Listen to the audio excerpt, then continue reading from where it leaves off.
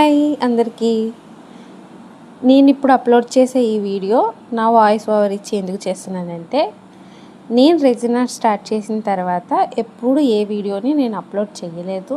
నాకు ఎన్ని ఆర్డర్స్ వచ్చినా సరే ఇదే ఎందుకు అప్లోడ్ చేస్తున్నానంటే, ఇది నా హస్బెండ్ వాళ్ళ ఫ్రెండ్ ఇచ్చారు నాకు. వాళ్ళ లవర్కి తన ప్రీషియస్ గిఫ్ట్ ఇవ్వాలి అని ఒక థాట్తో. కానీ తను ఇవ్వడం నాకు బాగా నచ్చింది.